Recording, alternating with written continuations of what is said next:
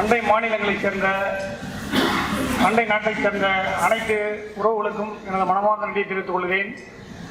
குறிப்பாக பள்ளி மாணவர்கள் அவர்களை அழைத்து வந்த ஆசிரியர் பெருமக்களுக்கு என்னுடைய மனமார்ந்த நன்றிகள். பல நிறுவனங்கள் பல அமைப்புகள்லாம் ஆரம்பத்தில் இப்படி தான் 4 பேர் ஆரம்பித்து 40 பேரை தொடங்கி இன்னைக்கு மிகப்பெரிய ஒரு நிறுவனங்களாக, கழகங்களாக, அமைப்புகளாக உருவானது என்பதுதான் வரலாறு. அதே போன்று ஐயாவுடைய தொடர் முயற்சி, அவருடைய அந்த அடங்காத வெறியும்பாங்க, அதை பல பேர் தப்பாக பயன்படுத்தியிருக்காங்க. ஐயா போன்ற இயற்கை ஆர்வலர்களாக அதை பயன்படுத்தி அந்த மாணவர்கள் மத்தியிலே, மக்கள் மத்தியிலே அதை கொண்டு வருவதற்காக அரும்பாடுபட்டு கொண்டிருக்கிறார்கள்.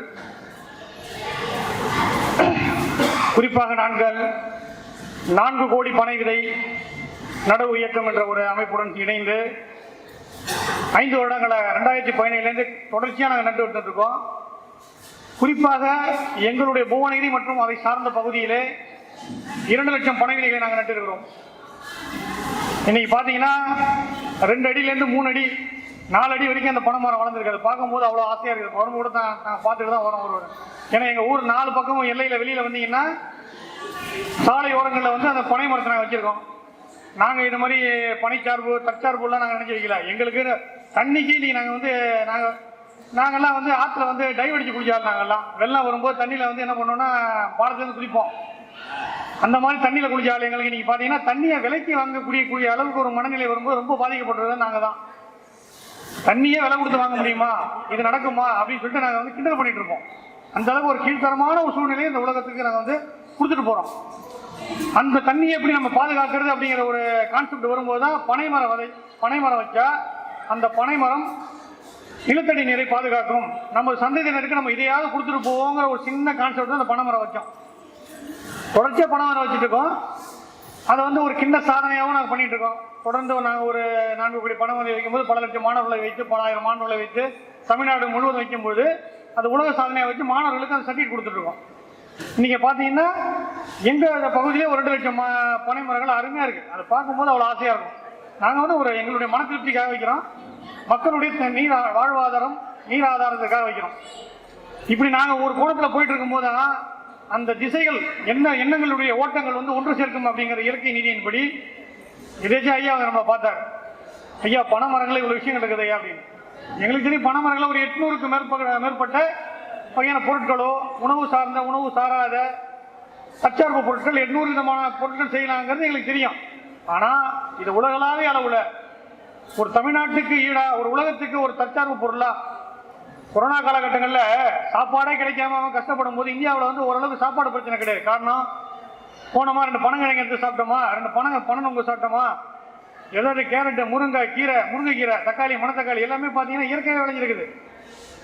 எந்த ஒரு ஐயா சொன்ன மாதிரி என்ன வளம் இல்லை இந்த திருநாட்டில், ஏன் கையை இந்த வெட்டும் வெளிநாட்டில் அப்படின்னா, இங்கே இருக்கிற ஒரு களிமண்ணை சுரண்டி கொண்டு போயிட்டு பல ஆயிரக்கணக்கான ரூபாய் விற்கிறோம்.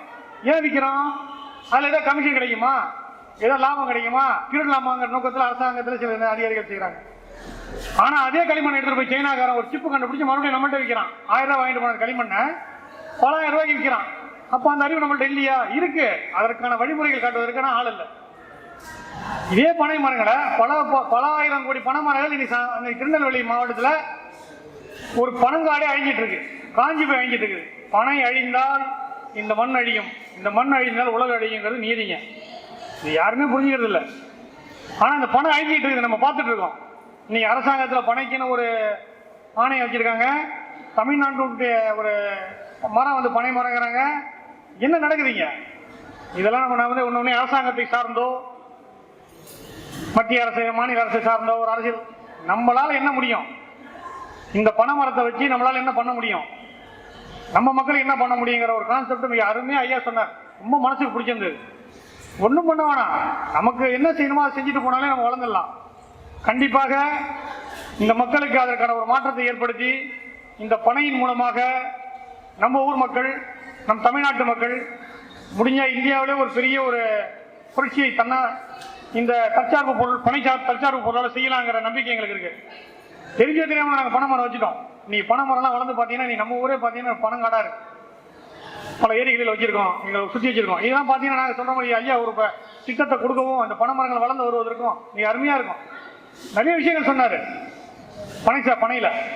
அவர் சொல்கிற விஷயங்கள் பார்த்தீங்கன்னா மிக பிரம்மாண்டமாக இருக்குது. இன்றைக்கி நூலுக்கு பதிலாக நம்ம அந்த பனையை பயன்படுத்தலாங்கிறாரு, சாயம் எடுக்கலாங்கிறாரு, எவ்வளோ விஷயங்கள் இருக்கு. அதனால் இங்கே வந்திருக்கக்கூடிய எல்லாமே சலித்து எடுத்த தங்கம் மாதிரி வந்துருக்கீங்க. எங்கள் நம்ம கும்பல் தேவையில்லை, ஐயா சொன்ன மாதிரி கும்பலே தேவையில்லை. நீங்கள் 2 ப்ரொஃபஸர் வந்தாங்க காலையில், நம்ம போட்ட அந்த ஆடின் மூலியமாக நம்மளுடைய நண்பர் மூலியமாக 2 பேர் வந்தாங்க. அவங்க மிக ஆர்வமாக இருக்காங்க. பனைப்பொருளில் என்ன செய்யலாம், தற்சார்பு சம்மந்தமாக என்ன செய்யலாம், இதில் இந்த மாதிரி செய்யலாம் ஐயா, அவங்களும் சில ஐடியாக்கள் வச்சுருக்காங்க. அந்த மாதிரி ஆளுங்க 10 பேர் இருந்தாலே போதும். நிச்சயமாக இதில் நம்ம ஒரு பெரிய ஒரு மாற்றத்தை உண்டு பண்ணலாம் அப்படின்னு சொல்லி வாய்ப்புக்கு நன்றி, வாய்ப்பு அளித்த அனைவருக்கும் நன்றி கூறி விடைபெறுகிறேன். நன்றி, வணக்கம்.